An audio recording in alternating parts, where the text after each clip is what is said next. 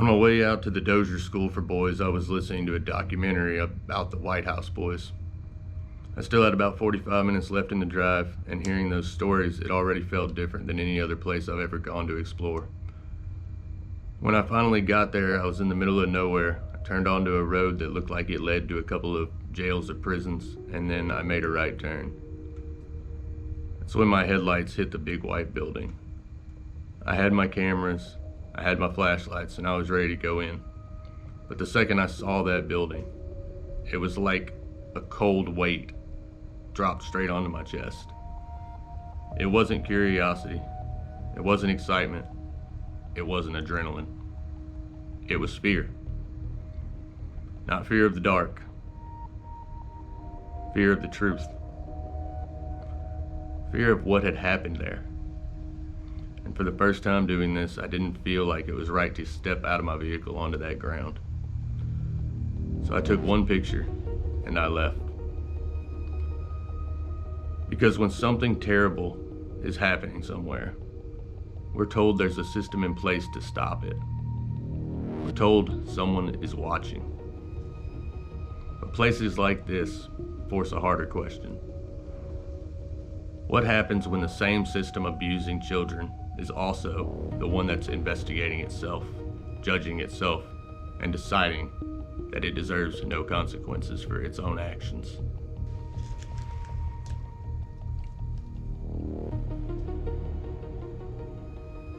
Join me now as we explore Dozier School for Boys.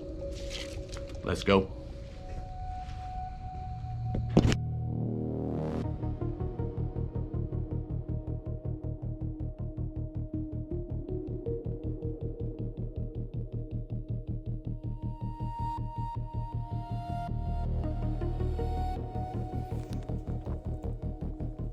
What this place was. This is the Dozier School for Boys. It opened here in Marianna, Florida in 1900, and on paper it was called a reform school. The idea was simple: take boys who got into trouble, teach them discipline, and send them back into the world better than they arrived. But almost from the very beginning, the state was already investigating what was happening here. Because Dozier didn't operate like a school. It operated like a prison for children.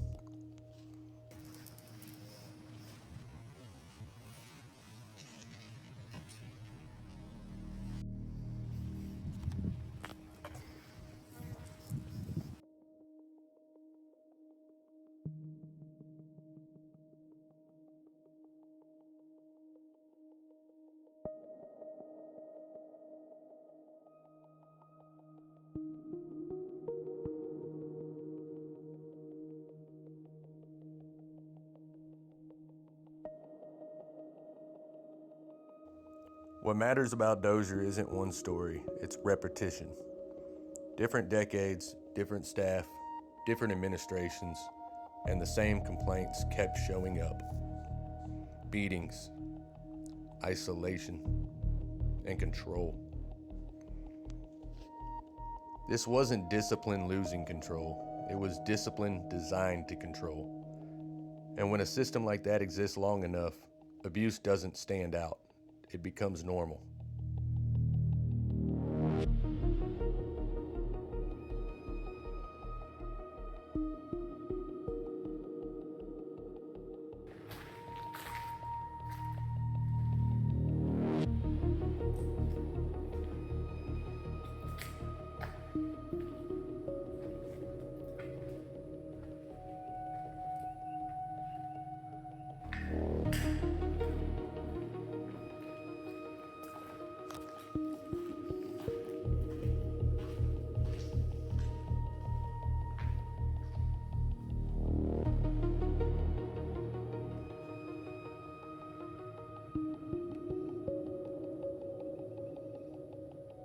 How the hell are they so worried about what to do in a disaster?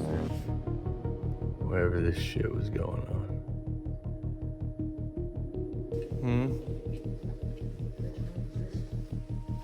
I don't know. It's like a workshop or some sort.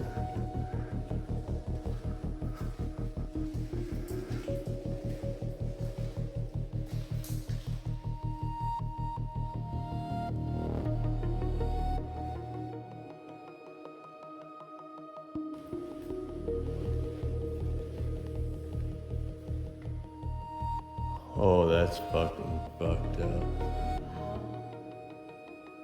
That's fucked up. There's a cage with a bench all the way in it.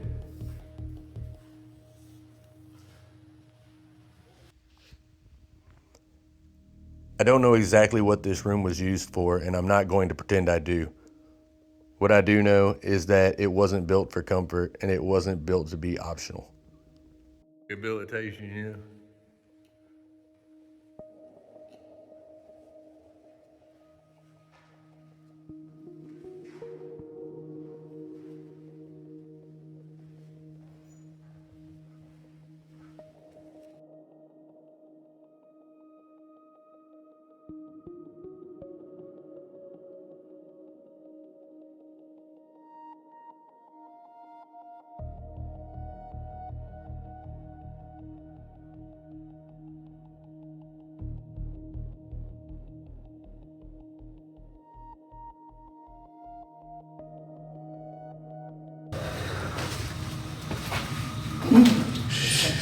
Listen.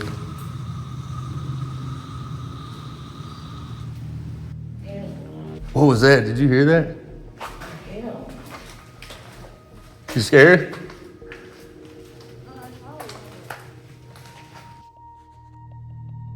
Every institution claims there's a line it won't cross. At Dozier, that line was supposed to be medical care. But survivor accounts describe something very different. Boys injured and left untreated. Injuries completely ignored. Illness dismissed as punishments. When you isolate a child long enough, the body starts to fail. And when no one intervenes, neglect becomes another form of control.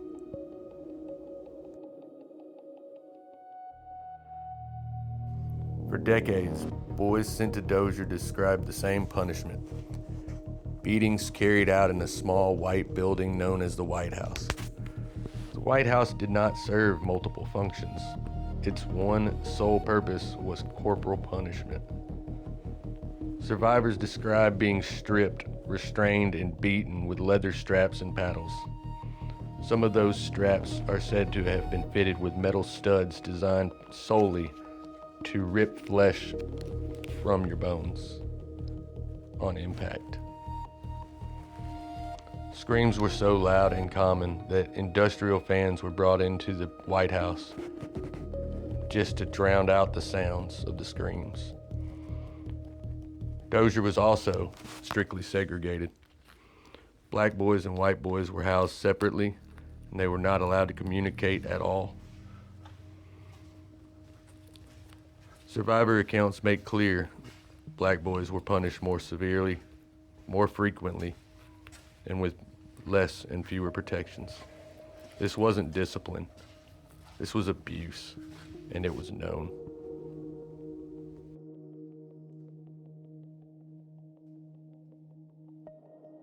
Abuse like this doesn't last without help. It lasts because someone explains it away. Families were given answers. Your child ran away, was in an accident, was sick. Boys who disappeared were reduced to paperwork. And once something is written down, it becomes official.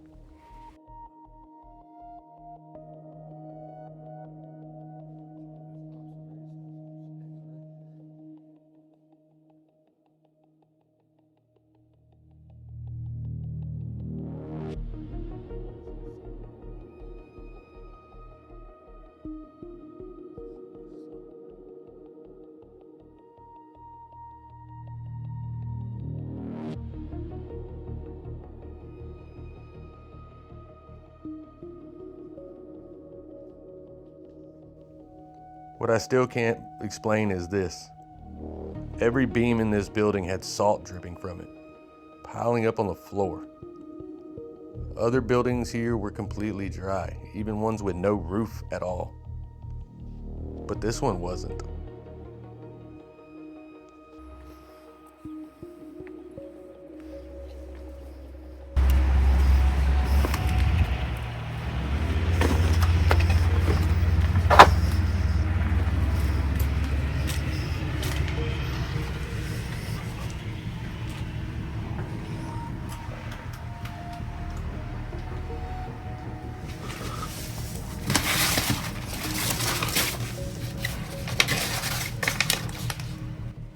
This wasn't just a file.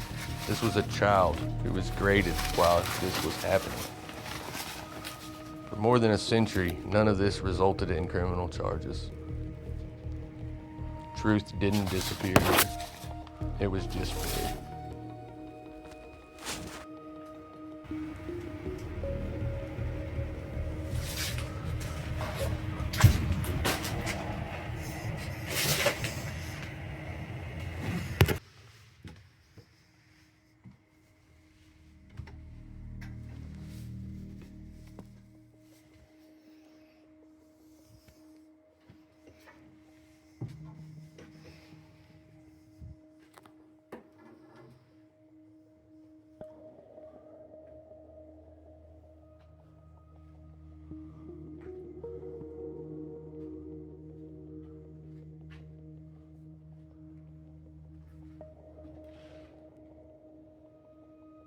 What's in there?